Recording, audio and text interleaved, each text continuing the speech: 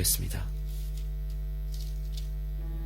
7월 3일 오늘의 말씀은 베드로전서 2장 1절에서 10절입니다. 그러므로 모든 악독과 모든 기만과 외식과 시기와 모든 비방하는 말을 버리고 갓난 아기들 같이 순전하고 신령한 젖을 사모하라. 이는 그로 말미암아 너희로 구원에 이르도록 자라게 하려 함이라. 너희가 주의 인자하심을 맛보았으면 그리하라. 사람에게는 버린바가 되었으나 하나님께는 택하심을 입은 보배로운 산돌이신 예수께 나아가 너희도 산돌같이 신령한 집으로 세워지고 예수 그리스도로 말미암아 하나님이 기쁘게 받으실 신령한 제사를 드릴 거룩한 제사장이 될지니라. 성경에 기록되었으되 보라, 내가 택한 보배로운 모퉁이 돌을 시온에 두노니 그를 믿는 자는 부끄러움을 당하지 아니하리라 하였으니, 그러므로 믿는 너희에게는 보배이나 믿지 아니하는 자에게는 건축자들이 버린 그 돌이 모퉁이의 머릿돌이 되고 또한 부딪히는 돌과 걸려 넘어지게 하는 바위가 되었다 하였느니라. 그들이 말씀을 순종하지 아니하므로 넘어지나니 이는 그들을 이렇게 정하신 것이라. 그러나 너희는 택하신 족속이요 왕같은 제사장들이요 거룩한 나라요 그의 소유가 된 백성이니 이는 너희를 어두운 데서 불러내어 그의 기이한 빛에 들어가게 하신 이에 아름다운 덕을 선포하게 하려 하심이라. 너희가 전에는 백성이 아니더니 이제는 하나님의 백성이요 전에는 긍휼을 얻지 못하였더니 이제는 긍휼을 얻은 자니라. 아멘. 내가 누구인지 아는 것이 얼마나 중요한지 모릅니다. 삶은 사실상 정체성의 정립부터 새롭게 시작됩니다. 그것이 정돈되어 있지 않으면 아무것도 할 수가 없습니다. 떨기나무 불꽃 앞에서 모세를 찾아왔던 하나님께서 내 백성을 인도에 내어라 라는 출애굽을 명령하셨을 때 모세의 첫 대답은 내가 누구이기에 였습니다. 내가 무엇이기에, 내가 누구이기에 그 명령을 이행하겠습니까? 라고 대답한 적이 있습니다. 왕자의 신분에서 40년간 광야 목동의 삶으로 옮겨진 모세는 자기 자신의 정체성을, 즉 하나님께서 그 모세를 어떻게 바라보고 계시는지를 잊고 살고 있었습니다. 그 때문에 하나님이 명령하셔도 순종하기를 주저하게 된 것입니다. 의외로 사람들은 자기 자신이 누구인지, 내가 실제로 무엇을 좋아하고 무엇을 잘하는지 등에 대해 잘 모르고 살아갑니다. 그래서 다른 사람으로부터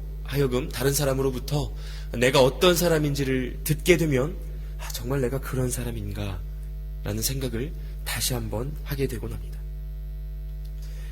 보통은 자기 인식에 대한 두 가지 개념이 있습니다.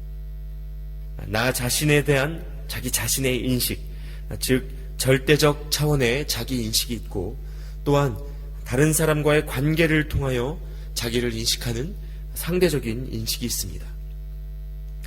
절대적 차원의 자기 인식, 즉 자존감이 강하면 다른 사람을 통한 판단에 큰 영향을 받지 않을 수 있습니다.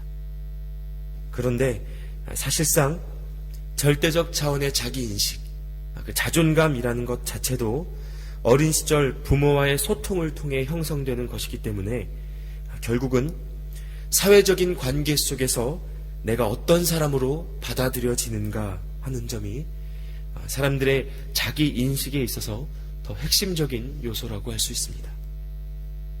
아무리 훌륭한 사람도 모든 사람에게 매일 꾸지람을 들으면 그 훌륭한 성품이 드러나지 못합니다. 반대로 별 볼 일 없는 사람도 모두에게 칭찬받으면 200%의 역량을 발휘하곤 합니다.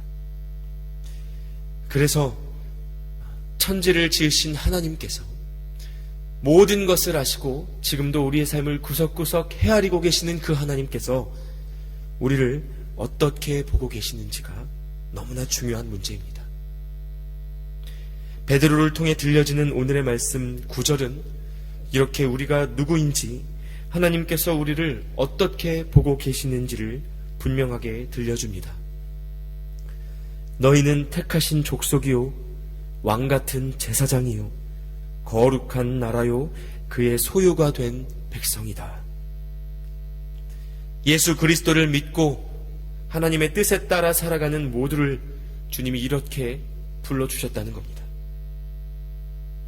여러분, 하나님 앞에서 우리가 누구인지를 생각할 때 성경은 늘 두 가지를 가르쳐 줍니다. 첫째는 우리의 죄인됨이고, 둘째는 하나님의 백성됨입니다. 이 둘 중에 하나라도 잊으면 결과는 그리 좋지 않습니다. 죄인님을 잊고 하나님의 백성됨만 기억하면 지금의 유대인들과 같은 선민의식에 사로잡혀 교만함을 갖게 됩니다.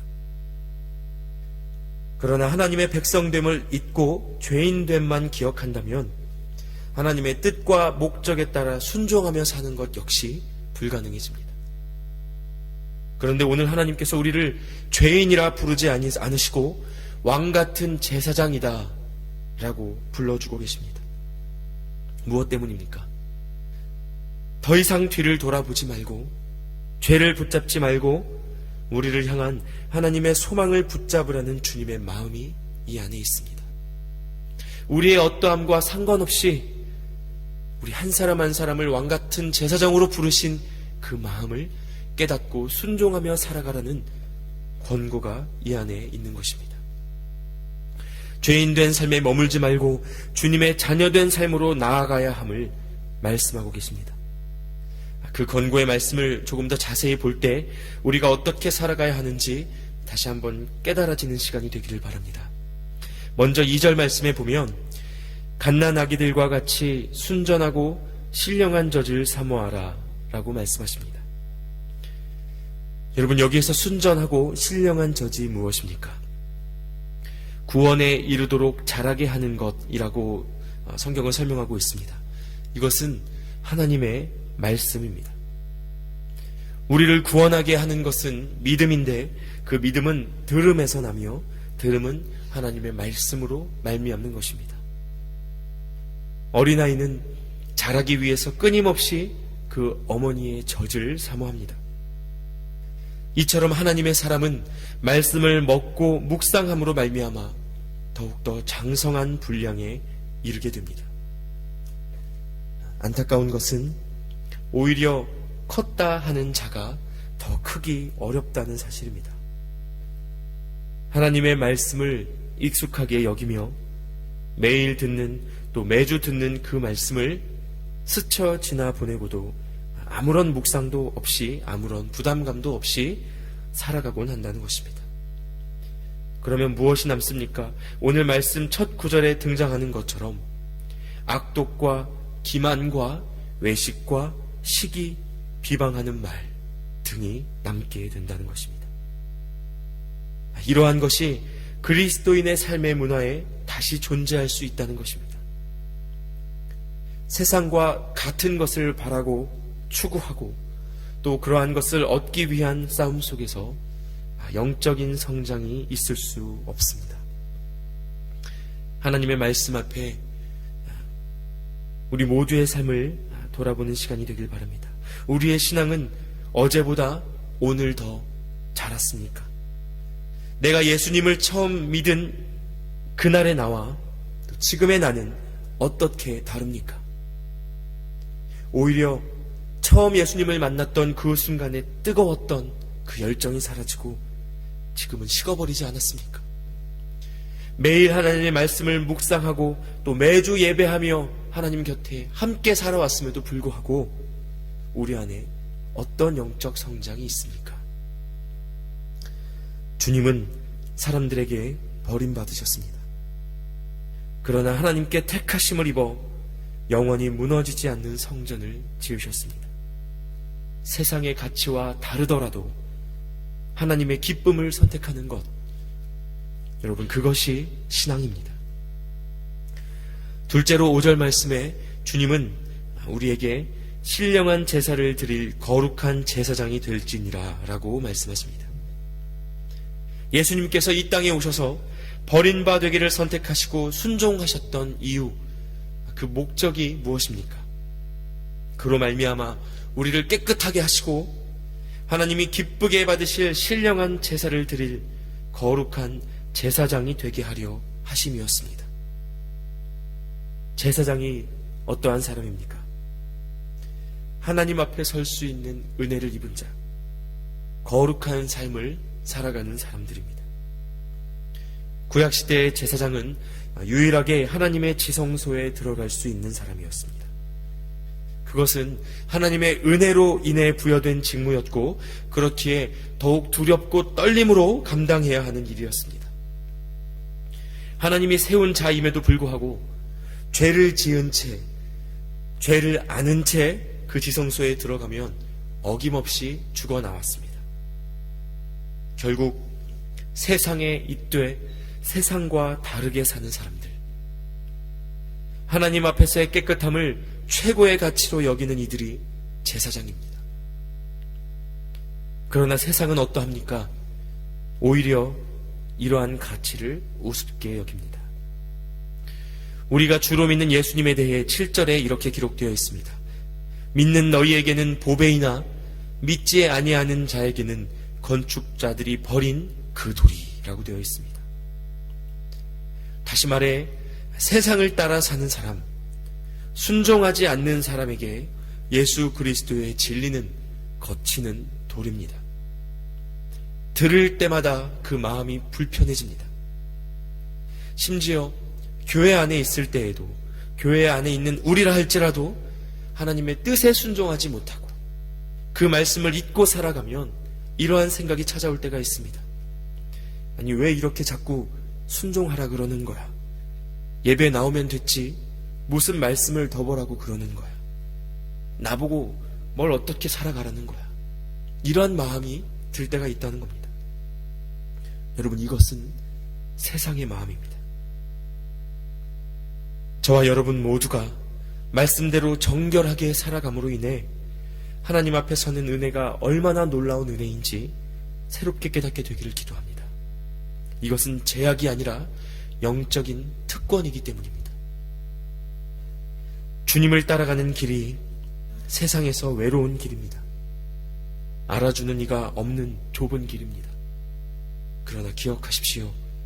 하나님께서는 세상이 버린 그 돌을 머릿돌 되게 하셨습니다. 그렇게 살아가기로 하나님 앞에 엎드리고 예수님을 향하여 주님만이 나의 주님이십니다, 주님만이 나의 전부이십니다라고 부르고 사는 자들의 삶을 하나님께서 갚아주신다는 겁니다. 세상을 따라 살 것인지 주님을 따라 살 것인지 우리는 매 순간 결정해야 합니다. 그리고 결정했다면 또한 순종하기 위하여 힘써야 하는 것입니다. 그렇다면 마지막으로 제사장 된 자는 무엇을 하며 사는가? 9절 말씀은 다음과 같습니다. 너희는 택하신 족속이요 왕같은 제사장이요 거룩한 나라요 그의 소유가 된 백성이니 이는 너희를 어두운 데서 불러내어 그의 기이한 빛에 들어가게 하신 이에 아름다운 덕을 선포하게 하려 하심이라. 이는 제사장직의 목적에 대한 말씀입니다. 여러분, 제사장은 하나님과 세상 그 사이에 서 있는 사람입니다. 하나님을 모르는 사람들에게 하나님의 살아계심을 드러내고 그 사이에 화평을 위하여 엎드리는 자가 제사장입니다. 우리를 구원하신, 어두운 데서 빛으로 이끄시고 원수였던 우리를 긍휼 얻은 백성이요 자녀로 바꾸어 주신 그 은혜를 선포하고 증거한다는 것입니다. 이 일에 대해 게으르면 아무리 깨끗한 삶을 살고 아무리 하나님 앞에 예배 잘 나오는 그런 삶을 살아도 제사장직에 충실한 삶은 아닙니다. 이것은 비단 목회자뿐만이 아니라 오늘 말씀이 가르치는 바와 같이 모든 그리스도인에게 동일하게 주어진 사명입니다. 다시 말해 택하신 족속, 왕같은 제사장, 하나님의 소유가 된 백성, 우리의 이름을 이렇게 바꾸어 주신 하나님의 은혜는 사실상 어마어마한 부르심이요 소명입니다. 그러므로 이 땅에서의 안녕과 평강을 꿈꾸며 그저 이 한 몸 좋은 것 누리며 사는 것 말고 정말 하나님께서 우리에게 맡기신 진짜 사명이 있음을 기억해야 합니다. 그 사명이 무엇입니까? 말씀대로 살며 주님께서 우리에게 주신 그 복음을 선포하는 것입니다. 드러내는 것입니다. 부족함이 있을지언정, 때로는 죄의 노예로 또 한 번 쓰러지고 엎드려질지언정, 그래도 나는 하나님의 사람이요, 나는 예수 그리스도의 사랑 말고는 소망 없는 사람이요, 이것을 온 열방에 증거하며, 아니 아주 가까이에서부터 선포하며 살아가는 것이 제사장 된 사람의 삶이라는 겁니다. 참 안타깝게도 저희 교회의 이야기는 아닐지라도 많은 교회들이 갖고 있는 반성이 있습니다. 정작 목회자들 그리고 교회의 직분자들이 전도하는 삶을 살지 못한다는 겁니다. 왜 그렇습니까? 바쁜 삶의 현실에 묶인 나머지 자신의 신앙을 간간히 지켜나갈 뿐 그것을 증거하고 선포하는 일에는 차마 열심을 내지 못합니다. 하나님의 덕을 선전하는 일보다 오늘 내 삶의 안위, 오늘 나의 사업, 오늘 내 삶의 평강에 관심과 마음이 붙잡히기 때문에 그렇습니다. 예수 그리스도를 믿는 사람답게 제사장 되어 세상과 하나님 사이에 선 사명자답게 세상에서의 힘을 추구하지 않는 우리 되기를 바랍니다. 그보다 하나님 앞에서의 거룩함을 추구하는 우리 되길 기도합니다. 사랑받기보다 사랑 주는 것을 자랑스러워하고 평가하기보다 인정하고 덮어주는 것을 습관으로 삼으며 세상 경제의 트렌드보다 하나님 하신 일들에 대해 눈과 귀가 열리는 은혜가 있기를 바랍니다. 이것이 제사장으로 살아가는 삶입니다. 사실 오늘 베드로에게 이 편지를 받은 초대교회의 성도들은 극심한 핍박과 박해 아래 있는 성도들이었습니다. 로마의 불을 지르고 그 모든 누명을 그리스도인에게 전가한 네로 황제로 인하여 예수 믿는다는 사람들이 사자밥으로 던져지고 거리의 가로등으로 불에 타 목숨을 잃는 시절이었습니다. 그러나 당시의 그리스도인들은 이 땅의 생명을 위해 하나님의 말씀을 저버리지 않았습니다. 그 삶의 안위 때문에 제사장직을 이행하며 순종하며 살아가는 삶을 포기하지 않았습니다. 무엇이 진짜 가치인지를 알았기 때문입니다.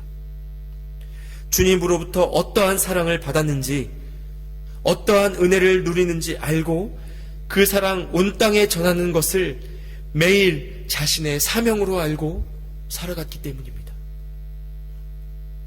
비교할 수도 없이 많은 것을 누리고 있는 오늘의 우리. 여러분, 오늘의 우리는 무엇을 위해 살아갑니까? 여러분, 또 하루 하나님이 허락하신 이 귀한 날에 무엇을 위하여 살아가시겠습니까? 어제보다 더 많은 돈을 벌기 위하여, 아니 어제보다 조금 더 건강하게, 아니 어제보다 조금 더 기쁜 삶을 사는 것, 그저 그 하루의 삶의 모든 것을 거시겠습니까? 아니면 오늘 하나님이 주신 말씀처럼 내가 제사장 됨을 알고 그 사랑 증거하기 위하여, 그 사랑 전하기 위하여 하나님과 세상 사이에 엎드려 기도하는 자로, 그렇게 화평자로 살아가시겠습니까? 부디 왕같은 제사장으로서 삶의 자리에서 맡기신 사명을 충성스럽게 감당하는 저와 여러분이 되기를 기도합니다. 부르신 하나님께서 능히 능력 주시고 이끄셔서 그 일들을 이루어 가실 줄 믿습니다. 이 시간 함께 기도하겠습니다.